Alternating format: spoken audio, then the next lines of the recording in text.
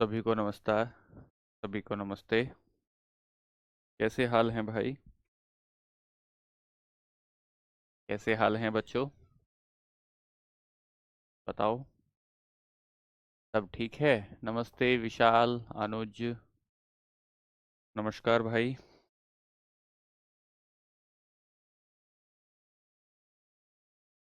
History के class परिहा क्या कह रहे हो कुलदीप भाई? उमा शंकर नमस्ते।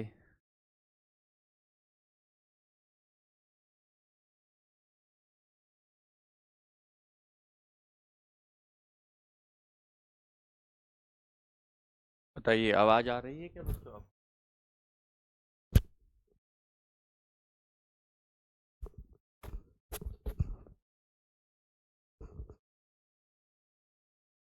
आवाज एक बार बताइए।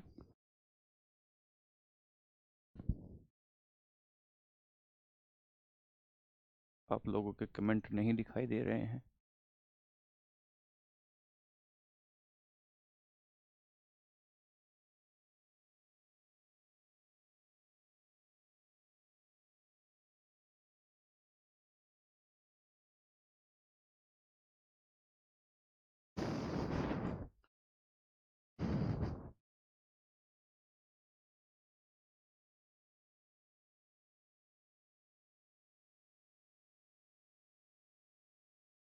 हेलो।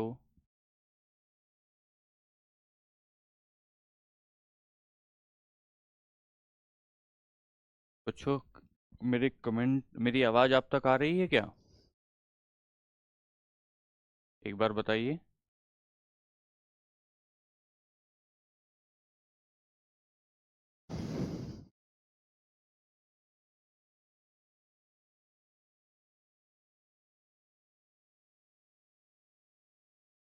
ठीक है, ठीक है। आ गए, अभी कहीं रुक गए थे कमेंट। राधे राधे। राधे राधे। ठीक है, ठीक है। ठीक है, मैं ठीक हूँ भाई। कमेंट रुक रहे थे किसी वजह से।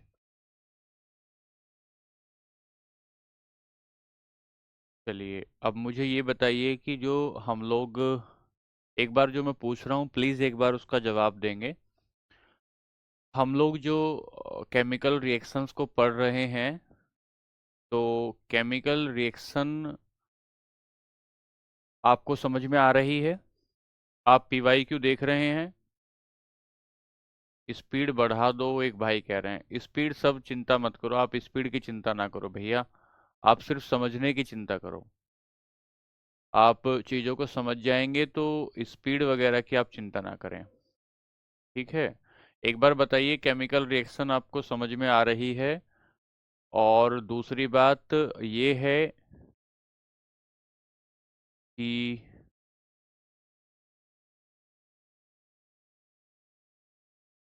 आप पीवाई क्यू आप देख रहे हैं, तो पीवाई क्यू अगर आप देख रहे हैं तो पीवाई क्यू से आपको कॉन्फिडेंस आ रहा है कि नहीं आ रहा है, ये पूछना चाहता हूँ।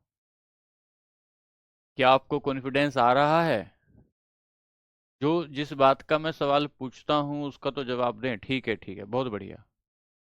थैंक यू, थैंक यू, बहुत अच्छे, बहुत अच्छे। All okay, all okay. ठीक है, ठीक है, ठीक है। और ये जो इमेज वगैरह हमने लगाई है, इमेज वगैरह जो हम लगा रहे हैं, इससे आपको कुछ फायदा हो रहा है? इमेज वगैरह जो हम लगा रहे हैं, यहाँ पीडीएफ मिल जाएगा। इमेज वगैरह जो हम लगाकर समझाने की कोशिश कर रहे हैं, क्या इससे कोई फायदा मिल रहा है आपको? ये पूछना चाहता हूँ। ये जो हम इसमें मेहनत कर रहे हैं कि ताकि आपको समझ में आ जाए, चित्र लगा रहे हैं और कोशिश कर रहे हैं कि कोशिश कर रहे हैं कि थोड़ा सा बेहतर तरीके से आपको समझाया जाए, तो इसका कोई फायदा मिला आपको पहले की तुलना में? जब आप पहले पढ़ रहे थे और इमेजिनेशन के लेवल पे बात शायद उतनी नहीं आ रही थी, तो अब आपको उसका फायदा मिल रहा होगा। जहां तक है आपको उसका फायदा मिल रहा होगा, मेरा मानना ऐसा है। ठीक है। समझ में आ रहा है, ठीक है। लिखने का टाइम थोड़ा दें, ठीक है। दूसरी बात हो गई लिखने का टाइम। और पीडीएफ, पीडीएफ मिल जाएगी, ठीक है। और कोई बात है? समझ में आ रहा है, ठीक है। पूरी तरह से समझ में आ रहा है सुंदरम, ठीक है।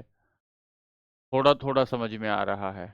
अच्छा, आज हम आपको 2 मिनट इसलिए दे रहे हैं कि हम भी अपना रिव्यू कर लें, हम भी एक बार ये जांच लें कि हम जो आपको पढ़ा रहे हैं, हम इमेज वगैरह लगाने में, जो पीपीटी बनाने में जो हम मेहनत कर रहे हैं, क्या आप तक उसका लाभ पहुंच पा रहा है या नहीं पहुंच पा रहा है। इसलिए हम आपको 2 मिनट आज आपसे बात कर रहे हैं कि ताकि हमें ये पता लग जाए। ठीक है, पीडीएफ मिल जाएगी भैया, ये पीडीएफ आप ही के लिए तो है, आप ही को मिलेगी। पीडीएफ का हम क्या करेंगे, आप ही को पीडीएफ मिलेगी, चिंता ना करें।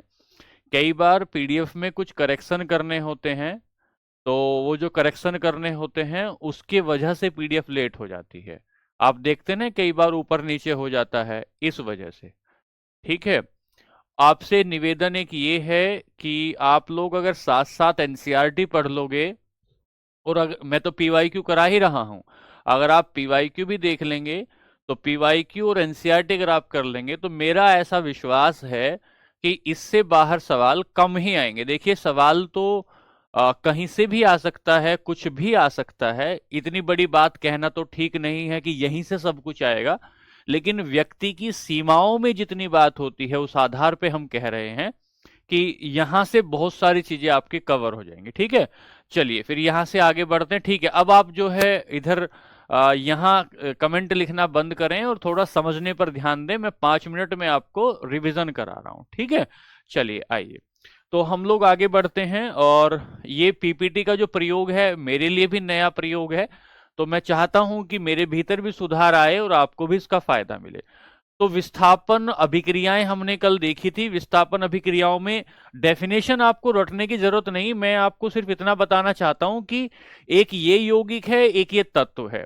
एक, अब आप इधर प्लीज ना लिखे, कमेंट पर प्लीज ना ध्यान दें, अब आप समझने पर ध्यान दें पूरे तरीके से, प्लीज आपसे निवेदन ये है। देखिए, अब हम कह रहे हैं कि ये एक यौगिक था, एक कंपाउंड था, और ये एक तत्व था। अभिक्रिया होने के बाद क्या हुआ है, ये जो मेम साहब हैं ये हरे वाले व्यक्ति के साथ आ गई हैं, चश्मे वाले व्यक्ति के साथ आ गई हैं, और ये जो पीली शर्ट के टाई वाले भैया हैं ये किनारे आ गए हैं। यानी कि यौगिक का कोई एक तत्व टूटता है और वो टूटने के बाद किसी दूसरे दूसरे तत्व के साथ चला जाता है, और दूसरा तत्व अकेला रह जाता है। ये बात हमने समझी थी। अच्छा, इसके साथ क्यों गई हैं, इसका क्या कारण है? इसके साथ जाने का कारण है इसकी जो सक्रियता, इसकी जो सक्रियता श्रेणी में इसका जो नंबर है, या इसकी अभिक्रिया करने की जो ताकत है, रिएक्शन करने की जो ताकत है, इनकी जो रिएक्शन करने की ताकत है इन भैया से ज्यादा है। ये जितनी तेजी से रिएक्शन करते हैं ये भाई, उससे कहीं ज्यादा तेजी से रिएक्शन ये अंकल कर देते हैं। तो इन अंकल की रिएक्शन करने की ताकत ज्यादा है, इसलिए भैया को प्रतिस्थापित कर दिया। और इनको क्या चाहिए, इनको चाहिए रिएक्शन, कि इनके साथ बढ़िया रिएक्शन कौन कर सकता है, इसलिए ये इनके साथ रिएक्शन करेंगे। और ये इधर साइड में आ गए हैं भाई साहब, ये एक यौगिक बनकर तैयार हो गया। डिस्प्लेसमेंट किसका हुआ है? डिस्प्लेसमेंट हुआ है किसका? इस व्यक्ति का डिस्प्लेसमेंट हुआ। विस्थापन किसका हुआ? हटाया किसे गया? हटाया गया इस व्यक्ति को। अगर कभी यह सवाल पूछे कि इसमें विस्थापन अभिक्रिया में विस्थापन किसका हो रहा है, तो जो अकेला बचेगा ना उसे आप कहेंगे कि इसका विस्थापन हो रहा है। एक बात तो यह हुई।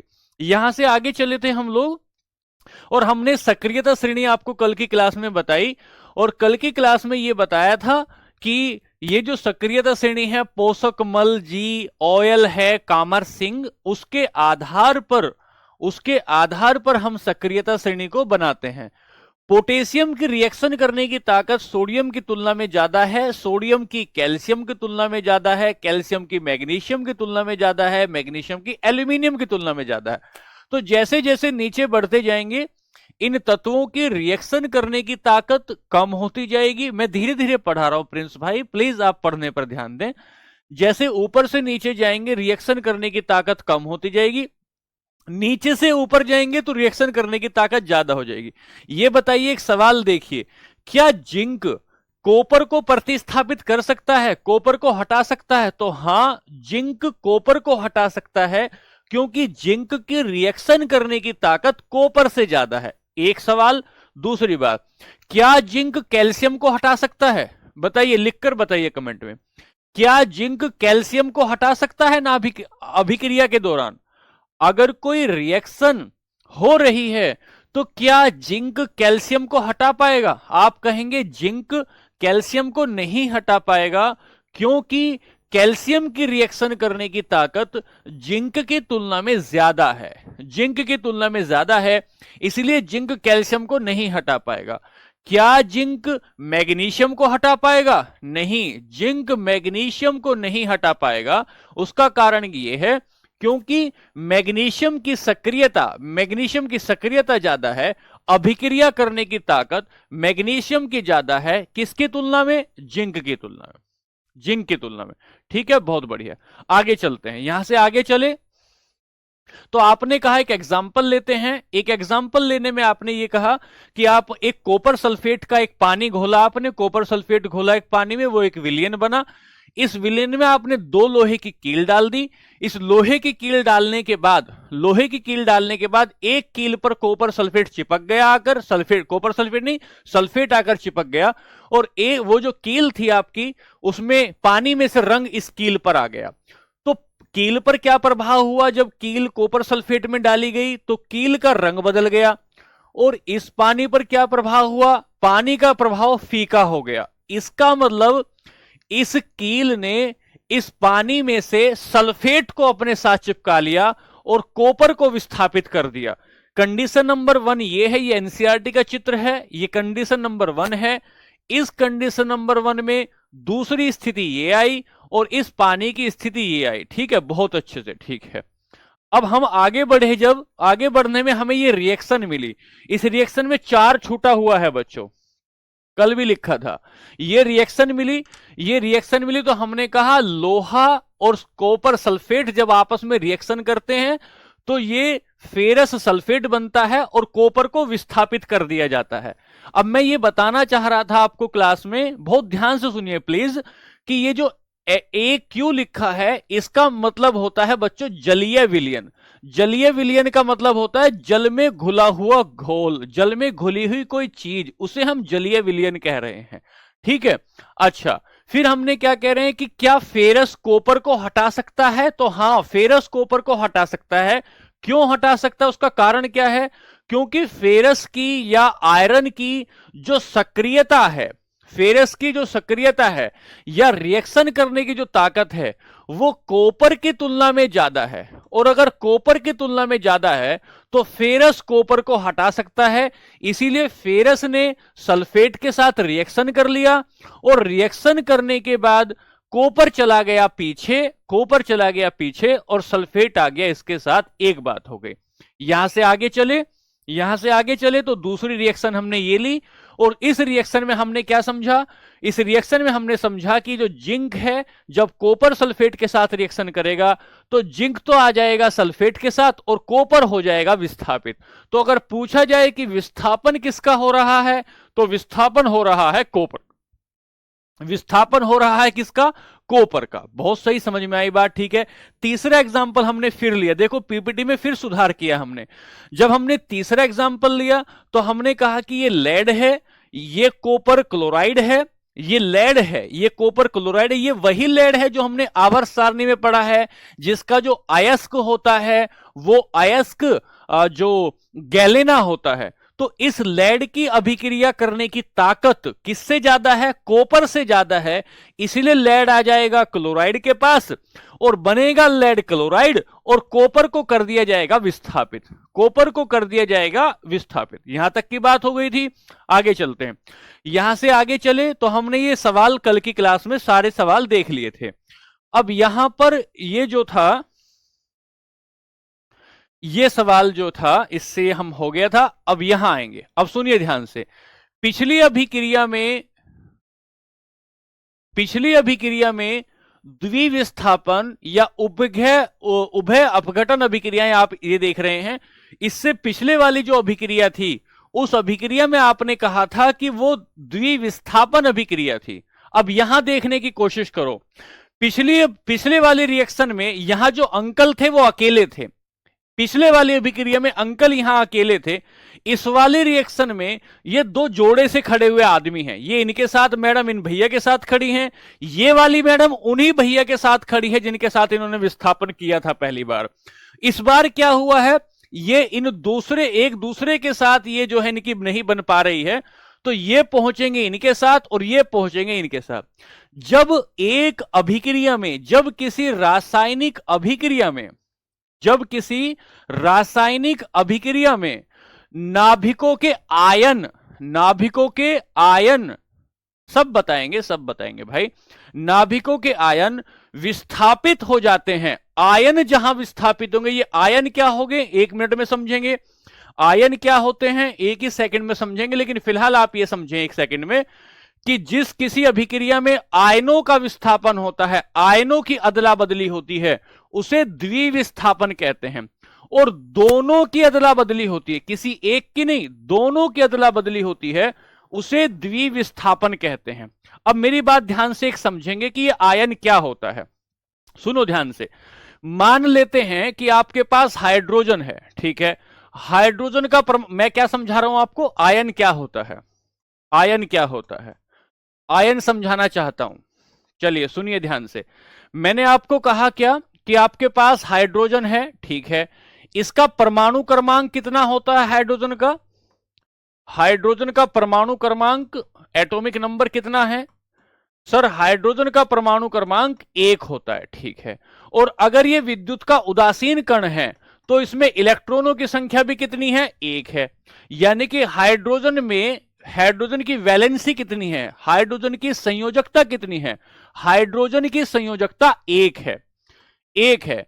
जितनी किसी भी तत्व की संयोजकता होती है, जितनी किसी भी तत्व की संयोजकता होती है, या तो ये 1 दे सकता है इलेक्ट्रॉन किसी को, या ये 1 इलेक्ट्रॉन ले सकता है किसी से। फिर कह रहा हूं, या तो ये इलेक्ट्रॉन किसी को 1 दे सकता है, या ये किसी से 1 इलेक्ट्रॉन ले सकता है। अगर हाइड्रोजन पहली कक्षा में, हाइड्रोजन की पहली कक्षा में 2 इलेक्ट्रॉन आने चाहिए, लेकिन हाइड्रोजन के पास इलेक्ट्रॉन कितना है, 1 है, तो अगर ये किसी को 1 इलेक्ट्रॉन दे देता है तो ये हाइड्रोजन का पॉजिटिव आयन बनेगा। अगर ये किसी से 1 इलेक्ट्रॉन ले लेता है अपने 2 को पूरा करने के लिए, तो ये नेगेटिव आयन बनेगा, तो ये नेगेटिव आयन बनेगा। फिर मैं दोबारा से एक बार बताने की कोशिश कर रहा हूं कि हमने कहा कि ये हाइड्रोजन की जगह इस बार सोडियम ले लेते हैं, या लिथियम ले लीजिए, पहले मान लेते हैं लिथियम लिया। लिथियम का परमाणु क्रमांक 3 है, लिथियम की पहली कक्षा में कितने इलेक्ट्रॉन है, 2, और लिथियम की सबसे बाहर वाली कक्षा में इलेक्ट्रॉन कितने हैं, 1, ठीक है। अगर लिथियम ये 1 इलेक्ट्रॉन किसी को दे देता है तो इलेक्ट्रॉन पर कैसा चार्ज होता है, इलेक्ट्रॉन पर नेगेटिव चार्ज होता है। और अगर 1 इलेक्ट्रॉन इसने त्याग दिया तो इसकी संयोजकता पूरी हो जाएगी। क्यों, क्योंकि इसकी सबसे बाहर वाली कक्षा में 2 इलेक्ट्रॉन होने चाहिए और 2 ही इलेक्ट्रॉन हो गए, तो लिथियम पर पॉजिटिव चार्ज आ जाएगा, लिथियम पर पॉजिटिव चार्ज आ जाएगा। लेकिन अगर ये इलेक्ट्रॉन लेता है अपने ऊपर, 1 लो, 2 लो, 4 लो, क्योंकि इसको 8-7 इलेक्ट्रॉन चाहिए पूरा करने के लिए, इसीलिए ये त्यागना बेहतर समझेगा। और अगर ये कहीं से इलेक्ट्रॉन लेता है तो इस पर नेगेटिव चार्ज आ जाता है। ये लिथियम, इसे क्या कहेंगे, इसे आयन कहेंगे, ये धनायन है, इसे ऋणायन कहेंगे, ये ऋणायन है। एक एग्जांपल और लूंगा, इन दोनों को हटाकर एक एग्जांपल और लूंगा। चलिए सुनिए ध्यान से। सर हम क्या कहते हैं, NaCl को लेते हैं, ठीक है, NaCl लिया। ये जो सोडियम है इसका परमाणु क्रमांक कितना है, 11, मतलब इसके इलेक्ट्रॉनों की संख्या कितनी है, 11। ये जो क्लोरीन है इसका परमाणु क्रमांक कितना है, 17, इसमें इलेक्ट्रॉनों की संख्या कितनी है, 17 इलेक्ट्रॉन है, ठीक है। अब ध्यान से देखिए, मैं सोडियम के इलेक्ट्रॉन भरना शुरू करूंगा। मैंने सोडियम के इलेक्ट्रॉन भरे, पहली कक्षा में 2 आ गए, अगली कक्षा में 8 आ गए, और अगले वाली कक्षा में 1 आया। संयोजकता सोडियम की कितनी हुई, 1 हुई, सोडियम की संयोजकता 1 हुई। अब हम लेते हैं क्लोरीन को। जब आपने क्लोरीन लिया, पहली कक्षा में 2 आ गए, अगली कक्षा में 2 और 8 आ गए, और अगली कक्षा में 7 आ गए।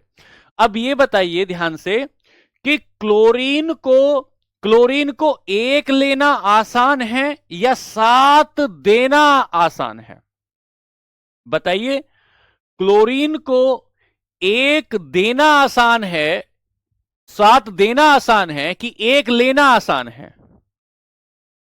इसको कितना चाहिए? अपना अष्टक पूरा करने के लिए क्लोरीन को 1 चाहिए। सोडियम को अपना अष्टक पूरा करने के लिए या तो 1 दे दे या कहीं से 7 ले ले, या तो कहीं से 7 ले ले।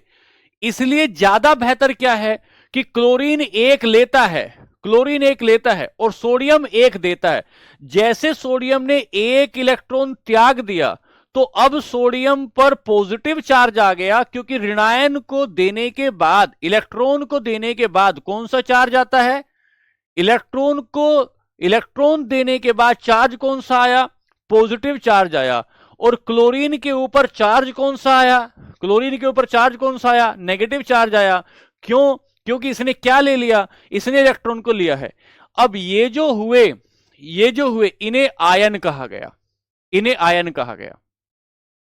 क्या मैं आपको समझा पाया कि आयन क्या होता है? इलेक्ट्रॉन को ग्रहण जो करेगा वो ऋणायन बनाएगा, उस पर नेगेटिव चार्ज आ जाएगा। इलेक्ट्रॉन को जो त्यागेगा वो धनायन बनेगा, उस पर धनात्मक चार्ज आ जाएगा। बात समझ रहे हैं? बात समझ पा रहे हैं? यहां से आगे चलते हैं, अब देखते हैं क्या कह रहे हैं। तो द्विविस्थापन अभिक्रिया में क्या होता है? द्विविस्थापन अभिक्रिया में यह होता है कि आयनों की अदला बदली होती है। अगर कोई पूछे कि द्विविस्थापन आयनों की बदला बदली कौन सी अभिक्रिया में होती है, तो हम कहेंगे कि आयनों की अदला बदली द्विविस्थापन अभिक्रिया में होती है। और यह एग्जाम्पल के तौर पे आपने देखा। चलिए अब हम यहां पर कुछ आयन देखेंगे। आयन क्या होता है? तो हमने बताया कि आयन आवेशित कण होते हैं जिन पर नेगेटिव चार्ज होता है या जिन पर पॉजिटिव चार्ज होता है। कैटायन बोलते हैं, एनायन बोलते हैं।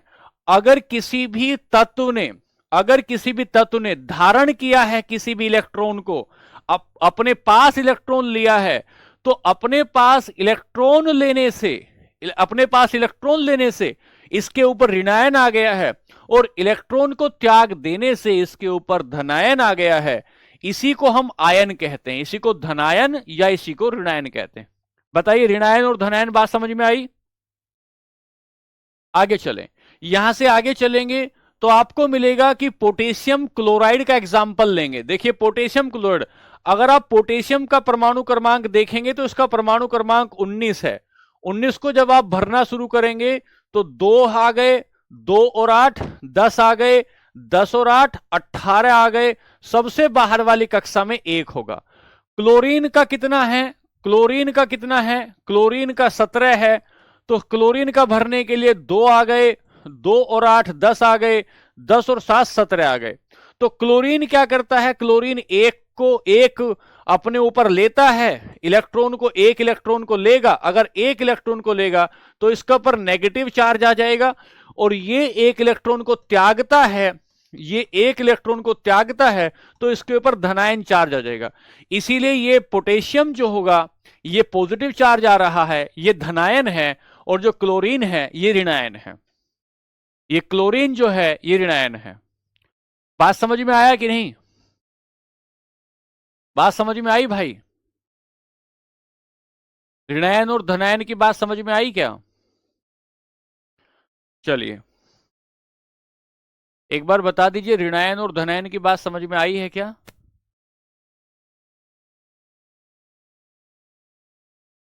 बच्चों बताइए, बात समझ में आई है या नहीं है कि ऋणायन किसे कहते हैं और धनायन किसे कहते हैं?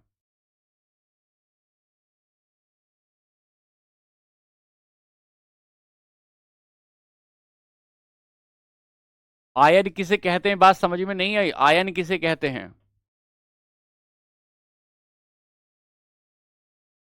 मैं पूछ रहा हूं कि आयन किसे कहते हैं, ये बात समझ में आई है आपके कि नहीं आई है?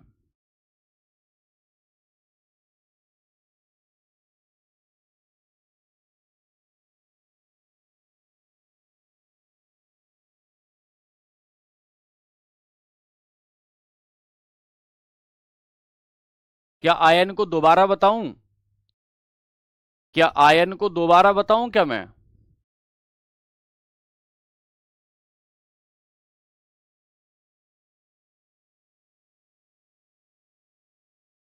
क्लास रुक रही है शायद। हाँ,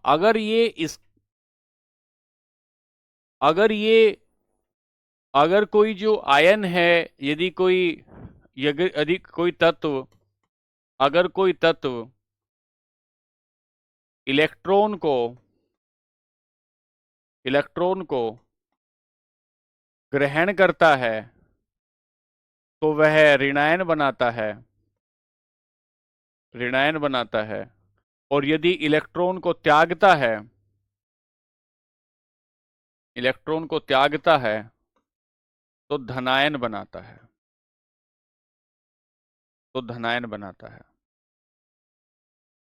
ये हम लोग कह रहे हैं।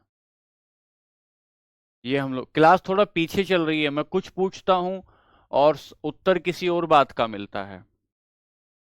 चलिए, यहां पर हमने कहा, फिर अगली बात ली कि एक शब्द आपको मिलेगा कि बहु परमाणु आयन क्या होते हैं। अगर किसी भी आयन में एक से ज्यादा तत्वों के परमाणु हो तो उसे बहु परमाणु आयन कहते हैं। जैसे आपने कहा कि ये ऑक्सीजन है और ये हाइड्रोजन है, इसे आप हाइड्रोक्साइड कहते हैं। जब आप इसे हाइड्रोक्साइड कहते हैं तो इसके ऊपर मान लेते हैं ऋणायन है, तो ऋणायन का मतलब है कि ये बहु परमाणु आयन है। एक परमाणु इसमें ऑक्सीजन का है, एक परमाणु इसमें हाइड्रोजन का है। जब एक से ज्यादा तत्वों के परमाणुओं पर नकारात्मक या सकारात्मक चार्ज होता है, तो इसे हम लोग धनायन या ऋणायन कहते हैं। मैं फिर से बता रहा हूं, किसी भी तत्व की संयोजकता आपको पता है, अगर जैसे मान लेते हैं, मैं आपको फिर कह रहा हूं कि आपको सोडियम की संयोजकता पता है कि सोडियम की संयोजकता 11 है, तो इसका इलेक्ट्रॉनिक विन्यास 281 हो जाएगा। और आपने कहा कि क्लोरीन की संयोजकता 17 है, इसकी संयोजकता 17 है, तो 2 8 10 और एक 7 हो जाएगा। इस पर आ जाएगा पॉजिटिव, इस पर आ जाएगा नेगेटिव चार्ज। क्यों? क्योंकि ये एक को ग्रहण करेगा। और इस पर आ जाएगा पॉजिटिव चार्ज। क्यों? क्योंकि ये एक को त्याग देगा। तो सर, जो त्यागता है उसे धनायन कहते हैं, जो ग्रहण करता है उसे ऋणायन कहते हैं। और यदि इन तत्वों में एक से ज्यादा तत्वों के परमाणु होते हैं, तो उसे बहु परमाणु आयन कहते हैं। उदाहरण के तौर पे आप यहां समझेंगे, इधर देखिए, ये एनसीईआरटी में एक सारणी दी गई है जहां पर बहु परमाणु आयन दिए। देखिए ध्यान से, जब आप सोडियम की बात करते हैं तो इस पर धनायन है, पोटेशियम की बात करते हैं तो इस पर धनायन है। धनायन क्यों है? क्योंकि ये इलेक्ट्रॉन को त्याग रहे हैं। इधर देखिए, क्लोरीन को अगर आप देखेंगे इस पर ऋणायन है, क्लोराइड को देखेंगे इस पर ऋणायन है। तो ये जो क्लोरीन है, जो ऋणायन है, इसे ही क्लोराइड कहते हैं। सर, ये जो हम लोग पढ़ते हैं OH NaOH पढ़ते हैं, ये हाइड्रोक्साइड है।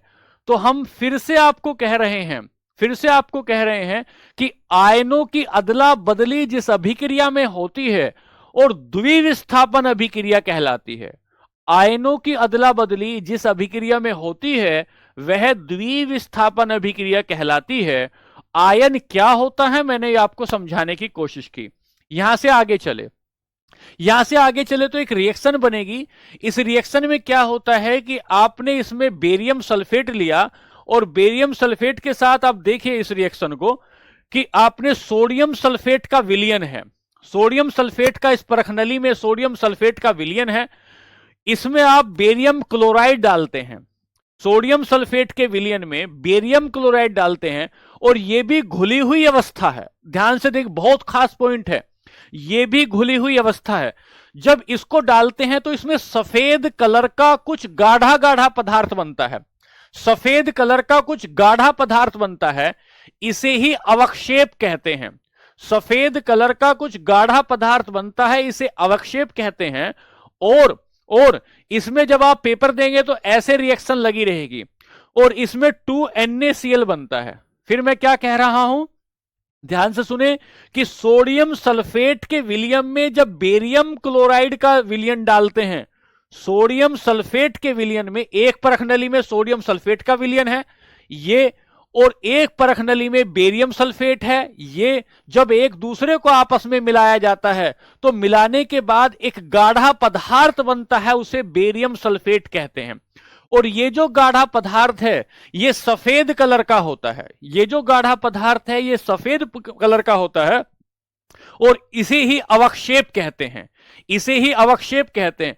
अगर कहीं भी रिएक्शन में ऐसा तीर लगा रहे, नीचे की तरफ तीर लगा रहे, इसका मतलब यह हुआ कि जैसे आपके पास एक दूध था और दूध में आपने नींबू डाल दिया, दूध था, दूध में आपने नींबू डाल दिया, नींबू डालने के बाद दूध फट गया, तो दूध में जो फटा हुआ बचा, दूध में जो फटा हुआ पनीर जैसा बचा, इसे अवक्षेप कहते हैं, इसे अवक्षेप कहते हैं। तो अगर कहीं भी इस, और कहां बैठेगा अवक्षेप, नीचे की तरफ बैठेगा, तली की तरफ। तो अगर किसी भी रिएक्शन में नीचे की तरफ चित्र कोई मिल जाए तो इसे हम कहेंगे यह अवक्षेप है और NaCl इसमें जलीय विलयन के रूप में मिलता है। पहली रिएक्शन तो यह हुई, दोबारा बता रहा हूं, जब सोडियम सल्फेट के विलयन में बेरियम क्लोराइड का विलयन डालते हैं तो बेरियम सल्फेट मिलता है और NaCl का विलयन बनता है। इस अभिक्रिया के दौरान सोडियम सल्फेट और बेरियम क्लोराइड की अभिक्रिया के दौरान एक गाढ़ा पदार्थ कुछ बनता है, इस विलयन में एक गाढ़ा पदार्थ बनता है। कैसे कलर का? सफेद कलर का गाढ़ा पदार्थ बनता है जिसे अवक्षेप कहते हैं। अगर नहीं समझ में आया तो ऐसे समझेंगे, अगर दूध फट जाता है, चाय अगर बनाते बनाते फट जाती है, तो फटने के बाद जो गला गला सा निकलता है, जो पनीर जैसा सा निकलता है, ये पनीर जैसा सो निकला, इसे हम अवक्षेप कहते हैं, अवक्षेप कहते हैं। एक बात हुई, यहां से आगे चले, दूसरी रिएक्शन लेंगे, दूसरी रिएक्शन लेंगे, आप चिंता ना करो, दूसरी रिएक्शन लेंगे। दूसरी रिएक्शन करने में हम कहेंगे कि दूसरी रिएक्शन है NaCl। NaCl जब AQ लिखा होता है तो इसका मतलब होता है जलीय विलयन, इसका मतलब होता है जलीय विलयन। और इसमें हम लोग सिल्वर नाइट्रेट का करवाते हैं। सोडियम क्लोराइड, ये NaCl जो है ये सोडियम क्लोराइड है। इस सोडियम क्लोराइड में हम सिल्वर नाइट्रेट को जब मिलाते हैं, सोडियम क्लोराइड में जब सिल्वर नाइट्रेट को मिलाते हैं तो एक आपका सिल्वर क्लोराइड बनकर तैयार होता है, सिल्वर क्लोराइड बनकर तैयार होता है। और सिल्वर क्लोराइड के साथ साथ आपका ये सोडियम नाइट्रेट बनकर तैयार होता है, सिल्वर नाइट्रेट बनकर तैयार होता है। ये देखिए ध्यान से, ये था आपका दूसरा रिएक्शन। अगर हमें ये थोड़ी सी बात याद होगी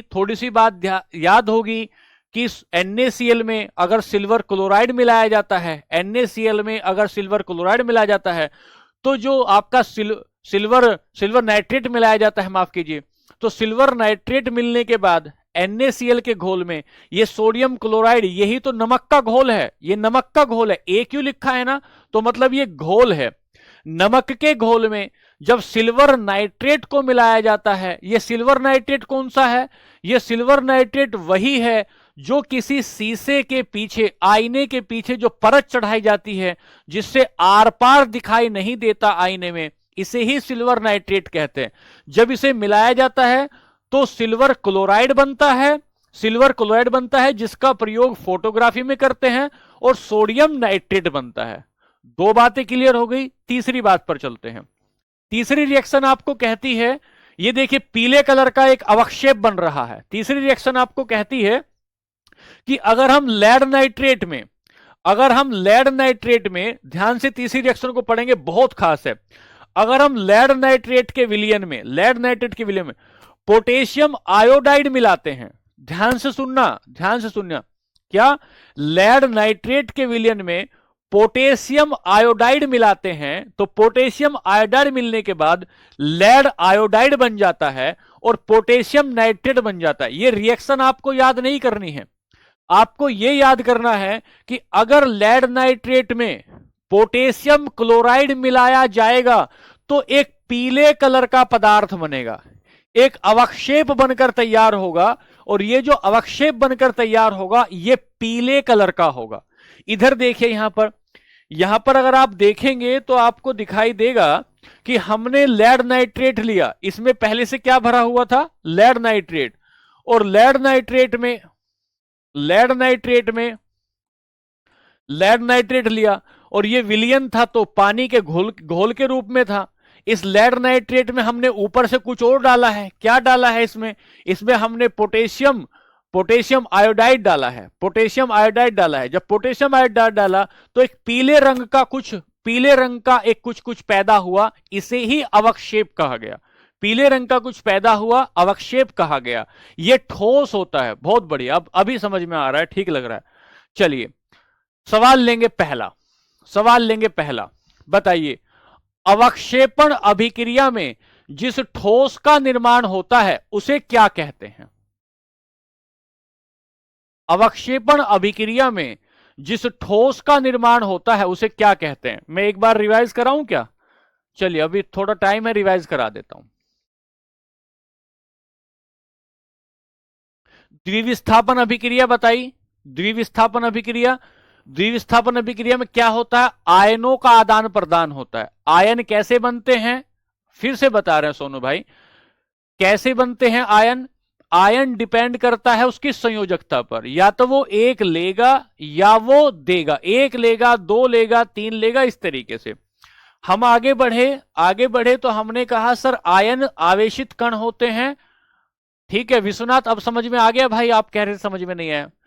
आवेशित कण होते हैं, या तो उन पर नेगेटिव चार्ज होता है या उन पर पॉजिटिव चार्ज होता है। नेगेटिव चार्ज का मतलब है उन्होंने इलेक्ट्रॉन लिया है, पॉजिटिव चार्ज का मतलब है उन्होंने इलेक्ट्रॉन को त्यागा है। ठीक है, एग्जाम्पल हमने देख लिया था। बहुपरमाणुक आयन भी हो सकते हैं। अगर किसी आयन में हम एक से ज्यादा तत्वों को रख लेते हैं, तत्वों के परमाणुओं को रख लेते हैं, उसे बहुपरमाणुक आयन कहते हैं। जैसे जैसे हमने अभी समझा था। यहां पर हम आगे बढ़े, मान लेते हैं ये ऑक्सीजन भी है, हाइड्रोजन भी है, दो तत्वों के परमाणु है और इन पर ऊपर चार्ज भी रखा है, तो बहुपरमाणुक आयन है। ये नाइट्रोजन है, ये ऑक्सीजन है, इसके ऊपर आपने नेगेटिव चार्ज रखा है, यह बहुपरमाणुक आयन है, यह बहुपरमाणुविक आयन है। यहां से आगे चलने पर आपने एक रिएक्शन ली।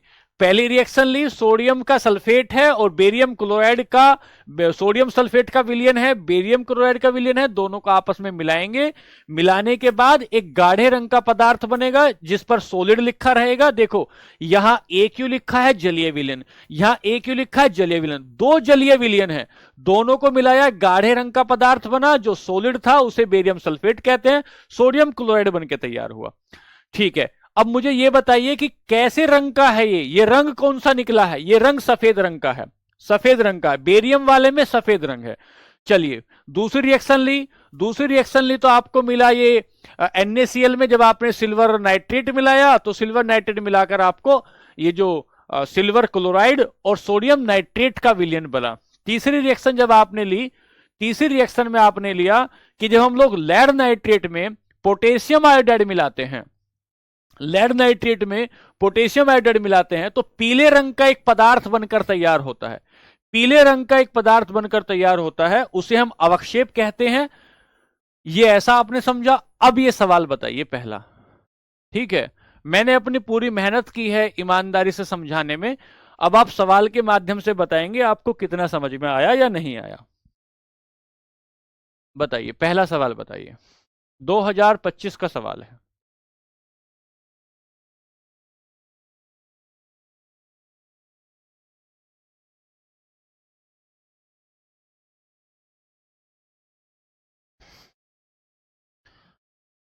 बताइए, पहला सवाल बताइए।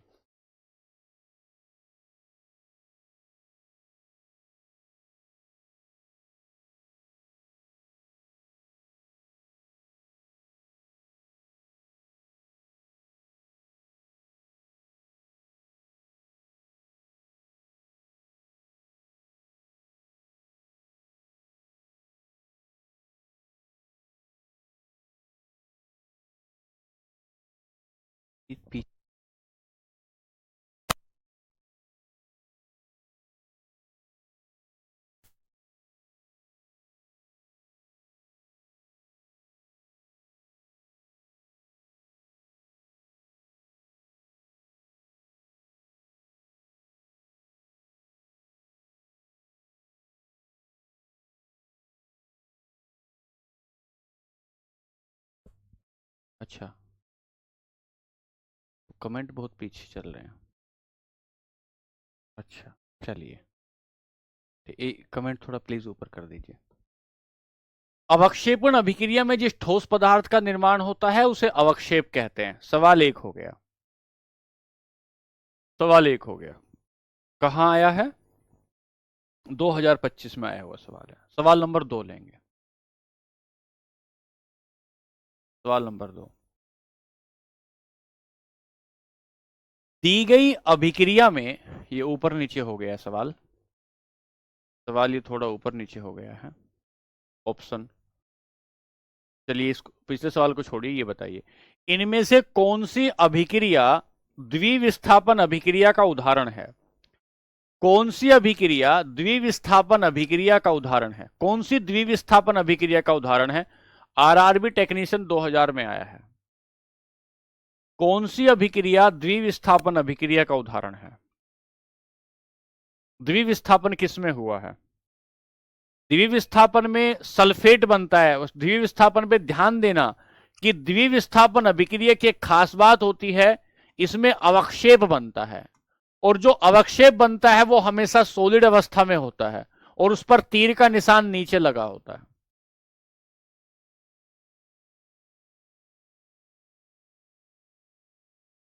तो सोडियम सल्फेट, बेरियम क्लोराइड आपस में रिएक्शन करेंगे। रिएक्शन करने के बाद सोडियम क्लोराइड और बेरियम सल्फेट ये बनकर तैयार होगा। ये आपका सॉलिड है तो ये अवक्षेप है। अगर ये अवक्षेप है तो नीचे बैठेगा, नीचे बैठेगा।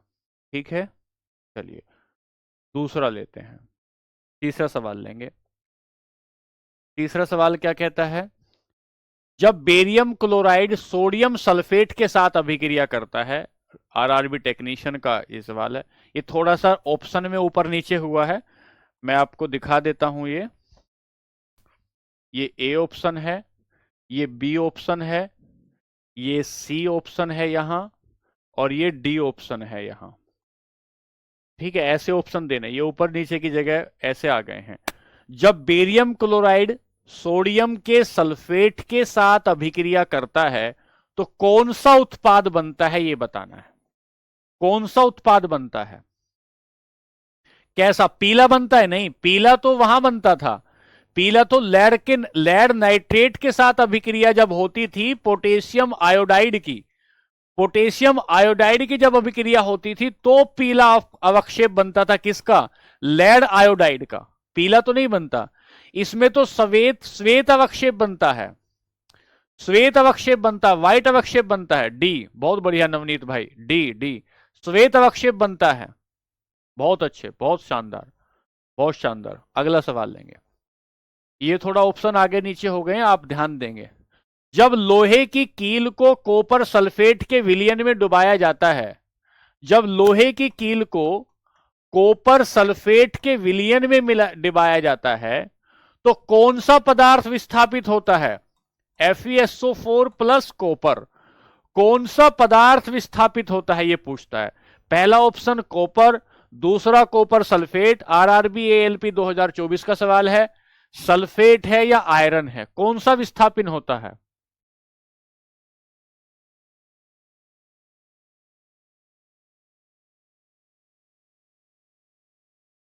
कॉपर विस्थापित होता है, कॉपर। बहुत बढ़िया, अब आपको समझ में आ रहा है। भाई समझ में तो आ रहा है आप लोगों को, क्यों आप परेशान होते हो फिर? सब तो समझ में आ रहा है तुम्हें, ऑप्शन ठीक तो जवाब दे रहे हो सभी लोग, फिर क्यों इतना परेशान हो जाते हो? अगला सवाल लेंगे। अगला सवाल ये कहता है जब कोई छात्र दूध में नींबू की कुछ बूंदे डालता है तो कौन सी अभिक्रिया होती है? ये ऑप्शन मैं ठीक करवा दूंगा, इसकी चिंता मत करना। ग्रुप डी 2022 का सवाल है। जब कोई छात्र दूध में नींबू की कुछ बूंदे डालेगा तो क्या उसमें विस्थापन अभिक्रिया होगी, या उसमें जल अपघटन अभिक्रिया होगी, या उसमें अवक्षेपण अभिक्रिया होगी, या उसमें संयोजन अभिक्रिया होगी, या उसमें संयोजन अभिक्रिया होगी? भाई, जब कोई व्यक्ति दूध में नींबू डालता है, कौन सी अभिक्रिया होती है? कौन सी अभिक्रिया होती है? अवक्षेपण, बहुत बढ़िया, बहुत सारे बच्चों का समझ में आया है। मुझे तो ऐसा लगता है कि ये केमिकल रिएक्शन आपको सबसे ज्यादा अच्छे से समझ में आया होगा। जितने भी चैप्टर मैंने पढ़ाया है उसमें सबसे ज्यादा आपको केमिकल रिएक्शन मुझे लगता है ज्यादा अच्छे समझ में आया होगा। अगला सवाल लेते हैं।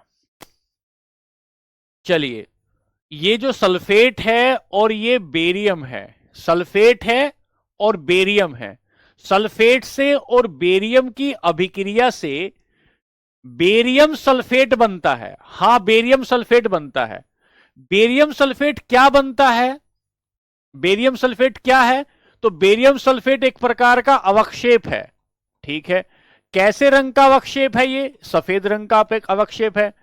इसकी प्रकृति कैसी होती है? इसकी प्रकृति कैसी होती है?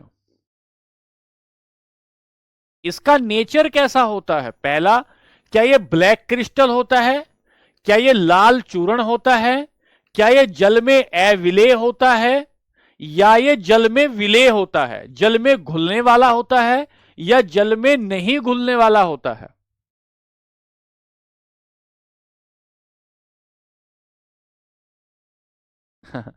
पेशकर भाई कह रहे हैं मुझे समझ में नहीं आ रहा सर रिएक्शन। मेरे भाई, कुछ रिएक्शन है, कुछ चंद रिएक्शन है। इन चंद रिएक्शन को आपको याद करना होगा। अरे, जल में अवक्षेप जल में मिलता है क्या? ये सोचो भाई। बेरियम सल्फेट है, क्या ये जल में घुलता है? ये घुलता नहीं है। अगर ये घुलता तो गाढ़ा गाढ़ा पदार्थ क्यों रहता? घुलता तो गाढ़ा गाढ़ा पदार्थ क्यों रहता? तो आप बताएंगे ये जल में अविलेय है, इनसोल्यूबल इन वाटर है, इनसोल्यूबल इन वाटर है, जल में अविलेय है। सी ऑप्शन होगा, सी। चौथा सवाल लेंगे।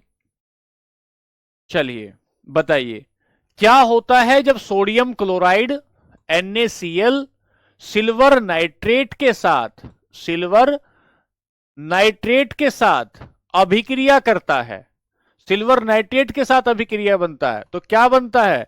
सिल्वर क्लोराइड बनता है और सोडियम नाइट्रेट बनता है। और ये जो सिल्वर क्लोराइड बनता है, ये जो सिल्वर क्लोराइड बनता है, इसका रंग कैसा होता है?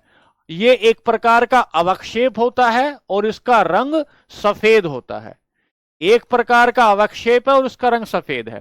पहला, सोडियम नाइट्रेट का सफेद अवक्षेप बनता है। सोडियम नाइट्रेट का बना है, सिल्वर क्लोराइड का? सिल्वर क्लोराइड का बना है। पहला गलत हो गया। बी, सिल्वर क्लोराइड का एक सफेद अवक्षेप बनता है। हां, सिल्वर क्लोराइड का एक सफेद अवक्षेप बनता है। बी, सिल्वर क्लोराइड का सफेद अवक्षेप बनता है। अरे बच्चों, जो लोग ए कह रहे हैं, सफेद तो बनता है पर किसका? सोडियम नाइट्रेट का बनता है क्या? नहीं, ये तो सोडियम नाइट्रेट तो आपको विलियन के रूप में मिलेगा। इसमें निकलेगा क्या? इसमें निकलेगा ये सॉलिड के रूप में मिलेगा आपको, सोडियम क्लोराइड।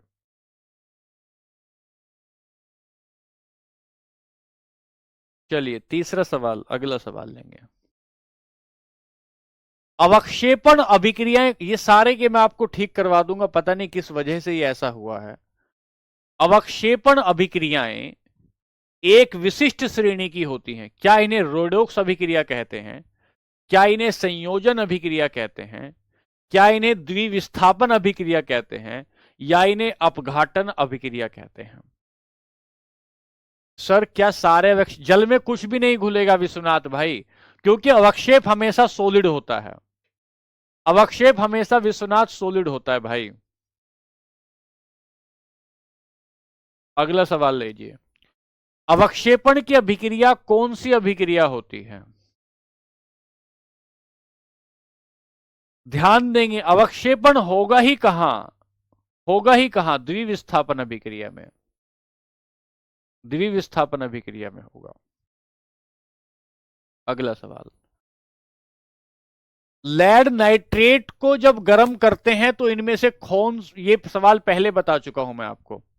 लेड नाइट्रेट को जब गर्म करते हैं तो इनमें से कौन सा पदार्थ बनता है? लेड नाइट्रेट को जब हम गर्म करते हैं, लेड नाइट्रेट को जब हम गर्म करते हैं तो गर्म करने पर क्या क्या बनेगा? लेड ऑक्साइड बनेगा, पहला। नाइट्रोजन डाई ऑक्साइड बनेगा, दूसरा। लेड नाइट्रेट को जब आप गर्म करेंगे तो इसमें लेड ऑक्साइड बनेगा, नाइट्रोजन डाइऑक्साइड बनेगा। ये जो नाइट्रोजन डाइऑक्साइड बनता है, पिछली क्लास में पढ़े हैं कि ये भूरे रंग का धुआं छोड़ता है, भूरे रंग का धुआं छोड़ता है। तो बनेगा क्या? Lead oxide, lead oxide, lead oxide, lead oxide बनेगा। हाँ कृष्ण पाल, ले लिया भाई तुम्हारा नाम ले लिया भाई तुम्हारा नाम, चिंता ना करो भैया। अगला सवाल बताना है। ये सवाल आपका 2022 में ग्रुप डी में आया है, ग्रुप डी 2022 का सवाल है। क्या सवाल है कि ये जो अभिक्रिया दी गई है ऊपर सोडियम सल्फेट की, बेरियम क्लोराइड की, और इससे बनकर क्या तैयार हो रहा है? बेरियम सल्फेट जो अवक्षेप के रूप में है, सोडियम क्लोराइड बनकर तैयार हो। किस प्रकार की अभिक्रिया है ये किस प्रकार की अभिक्रिया है?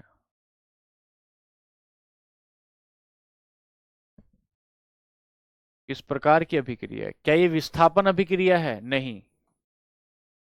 क्या यह अपघटन अभिक्रिया है? नहीं। क्या यह संयोजन अभिक्रिया है? नहीं। अवक्षेपण अभिक्रिया है। और अवक्षेपण अभिक्रिया कौन सी होती है? जिसमें अवक्षेप का निर्माण होता है। कौन सी अभिक्रियाओं में होता है? द्विविस्थापन अभिक्रियाओं में होता है। अवक्षेप का निर्माण कौन सी अभिक्रियाओं में होता है? द्विविस्थापन अभिक्रियाओं में होता है, डबल डिस्प्लेसमेंट में होता है, डबल डिस्प्लेसमेंट में होता है। जब लेड नाइट्रेट को पोटेशियम आयोडाइड के साथ गर्म किया जाता है, जब लेड नाइट्रेट को पोटेशियम आयोडाइड के साथ गर्म किया जाता है, तो गर्म करने के बाद potassium lead chloride lead iodide बनता है, लेड आयोडाइड बनता है, लेड आयोडाइड बनता है। लेकिन मैं क्या कहना चाहता हूं कि तो अवक्षेप जो बनेगा, अवक्षेप जो बनेगा वो किसका बनेगा? ये अवक्षेप बनेगा, ये अवक्षेप बनेगा। पीले रंग का लेड आयोडाइड, पीले रंग का लेड आयोडाइड, पीले रंग का लेड आयोडाइड, बहुत बढ़िया, बहुत अच्छे। कई सारे बच्चों को बहुत अच्छे से समझ में आ रहा है। कुछ बच्चे हैं जिन्हें नहीं समझ में आ रहा, भाई आप भी कोशिश करो समझने की। मैं फिर बार बार दो दो तीन तीन बार कोशिश कर रहा हूं आपको समझाने की। आप भी कोशिश करिए तो आपको भी समझ में आ जाएगा, चिंता ना करें। घबराएंगे नहीं, डरेंगे नहीं, ऐसा नहीं सोचेंगे। जो कुछ रिएक्शन मैं आपको दे रहा हूं, अरे कितनी हजारों रिएक्शन हो सकती हैं। हमें क्या करना है? रसायन शास्त्री थोड़ी बनना है भाई, हमारा पेपर पास हो जाए इस चैप्टर से, बात यह है। अगर लेड नाइट्रेट को ग्रुप डी 2022 में लेड नाइट्रेट्स को पोटेशियम आयोडाइड के बीच अभिक्रिया कराते हैं, अभिक्रिया कराते हैं, तो ये अभिक्रिया कौन सी अभिक्रिया कहलाती है? अपघटन अभिक्रिया है क्या? नहीं। विस्थापन अभिक्रिया है क्या? नहीं। संयोजन है क्या? नहीं। द्विविस्थापन अभिक्रिया है, द्विविस्थापन अभिक्रिया है। अगला सवाल लेंगे, चलिए। अवक्षेपण अभिक्रिया में, अवक्षेपण अभिक्रिया के बारे में कौन सा कथन सही है? पहला, इसमें केवल विलेय विलयन बनता है। पहला, विलेय विलयन बनता है क्या? क्या अवक्षेपण विलेय होता है? नहीं, अविलेय होता है। इसमें एक अविलेय लवण बनता है। हां। हाइड्रोजन गैस बनती है? नहीं, केवल हाइड्रोजन गैस नहीं बनती है, केवल जल बनता नहीं, एक अविलेय लवण बनता है, जिसे क्या बोलते हैं? जिसे अवक्षेप बोलते हैं, जिसे अवक्षेप बोलते हैं। अवक्षेपण अभिक्रिया में एक अविलेय लवण बनता है। आखिरी सवाल लेते हैं, आखिरी सवाल, चलिए। Lead nitrate 2022 group D, lead nitrate को पोटेशियम आयोडाइड के साथ मिलाएंगे तो इनमें से किस रंग का अवक्षेप बनेगा? इनमें से किस रंग का अवक्षेप बनेगा? बताइए।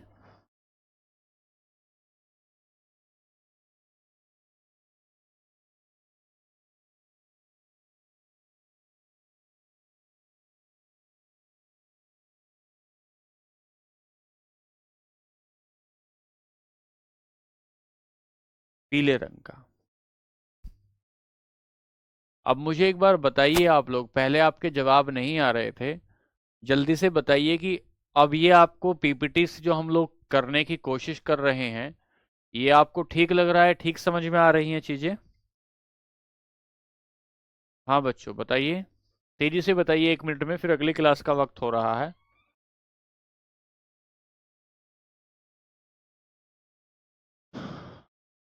हाँ अमर कुमार भाई, ले लिया आपका नाम, बताओ। पीडीएफ आ जाएगी, पीडीएफ आ जाएगी।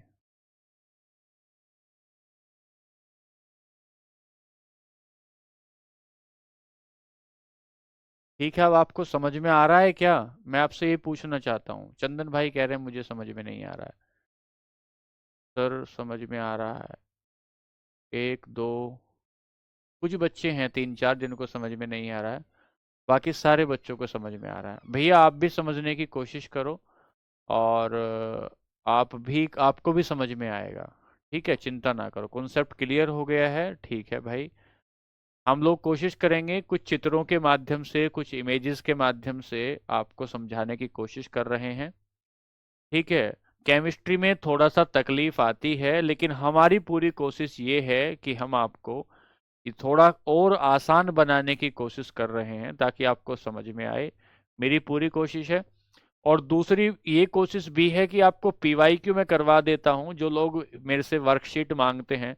बच्चों में सारे सवाल आपको यहाँ करा रहा हूँ, आप अपना उसमें वक्त मत लगाइए, आप यहाँ देखिए, आपको सारे सवाल यहाँ कराए जा रहे हैं, तो इससे आपको बहुत लाभ होगा। ठीक है, चलिए फिर मिलते हैं कल की क्लास में, और कल हम लोग इस चैप्टर को कंप्लीट करेंगे। कल कोशिश रहेगी कि कल इस चैप्टर को कंप्लीट करेंगे, या मुश्किल से इस चैप्टर में आपकी 2 क्लासेस लगेंगे। ठीक है, चलिए आज के लिए नमस्ते। खुश रहिए, खूब खुश रहिए, आनंदित रहिए। नमस्कार, खूब मेहनत करिए।